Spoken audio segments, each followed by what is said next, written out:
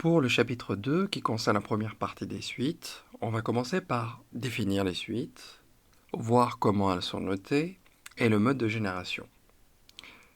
Qu'est-ce que c'est qu'une suite? Avant de définir ça de façon rigoureuse, on peut voir ça comme une suite de valeurs numériques, des réels quoi, dans un ordre précis.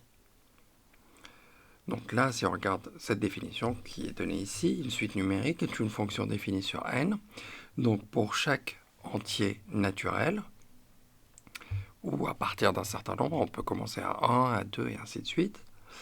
Donc on va donner à chaque entier, on va lui associer un nombre réel. Comme ça, on a une liste de valeurs réelles qui sont dans un certain ordre. Sachant que le mot suite, normalement, commence par la lettre S. Comme pour fonction, ça commence par la lettre F. Les suites ne vont pas être notées S parce que S, on l'utilise pour l'ensemble des solutions, par exemple. Donc, on va plutôt prendre la deuxième lettre, donc U.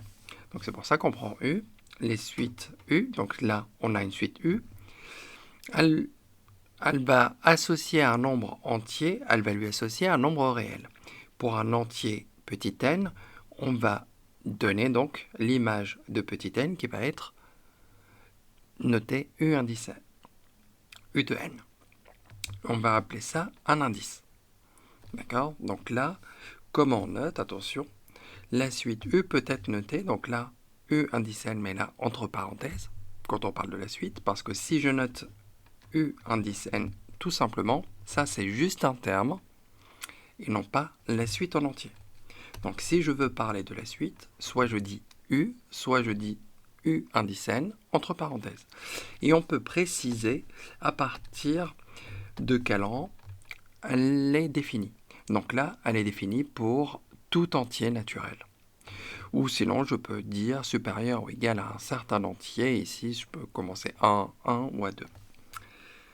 Dans l'exemple, on a une suite U définie sur une étoile, donc ça va commencer à 1, tel que U indice n, c'est égal à 1 sur n. Donc si je dois calculer, donc un U indice 1, U de 1, c'est 1 sur 1. U indice 2, c'est 1 sur 2. Et ainsi de suite. Donc 1 sur 4, 1 sur 5, 1 sur 6, 1 sur 7, 1 sur 8, 1 sur 9, et enfin 1 sur 10 pour U10. Donc là, U indice 1, c'est l'image de 1 par la suite U, si on a une fonction.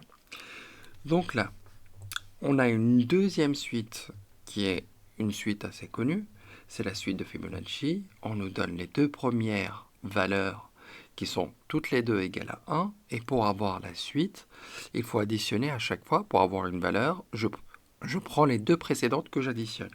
Donc les deux premiers nombres sont égaux à 1, et la suite, donc pour avoir le terme suivant, je vais prendre 1 plus 1, ça fait 2. Donc on va faire 1 plus 2, ça fait 3. 2 plus 3, ça fait 5. 3 plus 5, ça fait 8. 5 plus 8, ça nous fait 13. 8 plus 13, ça nous fait 21. 13 plus 21, ça nous fait 34. Et voilà.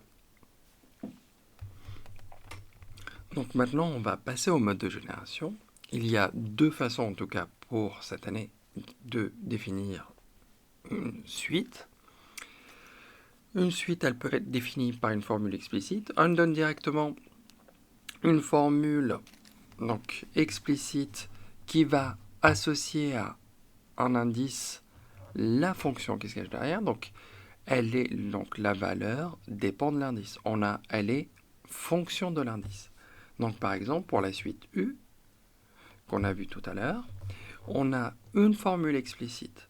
Donc, quelle est la fonction qui se cache derrière? En fait, c'est la fonction qui à x associe 1 sur x.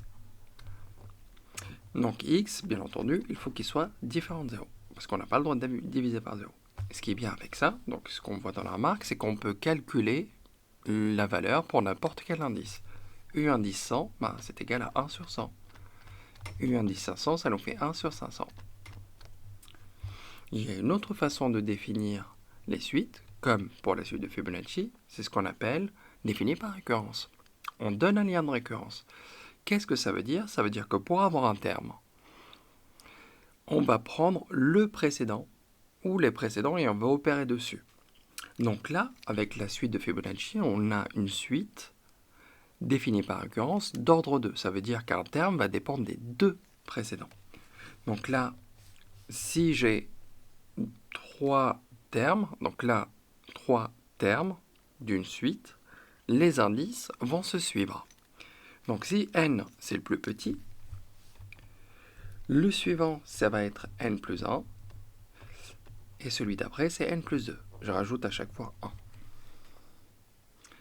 Donc ça veut dire que si je veux celui d'indice n plus 2, il va falloir que je prenne celui de n plus 1, que je lui ajoute celui de n.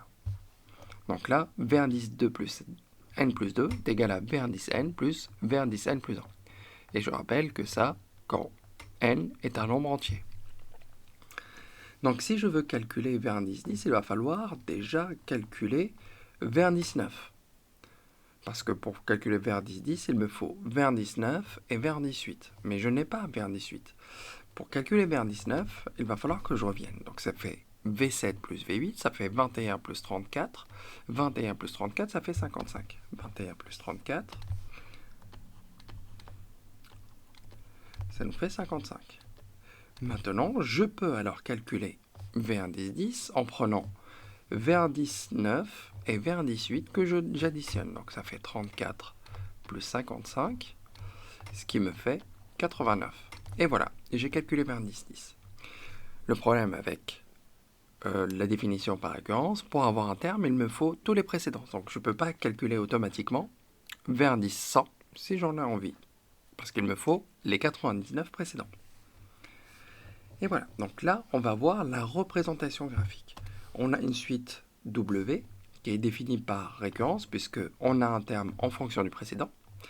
Donc ça commence à 0,1. L'image de 0, c'est 0,1. Donc on est ici.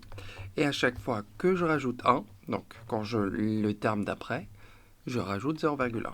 Donc le terme d'après, il est pour 1. Après 0, il y a 1. Donc je rajoute 0,1. Donc là, je vais rajouter donc 2, 3, 4, 5, 6, 7, 8, 9, 10. Et là, on aura bien 11 points. Donc, je vous rappelle, pour 0, là, on a déjà un point. 1, 2, et ainsi de suite. À chaque fois, je vais rajouter 0,1.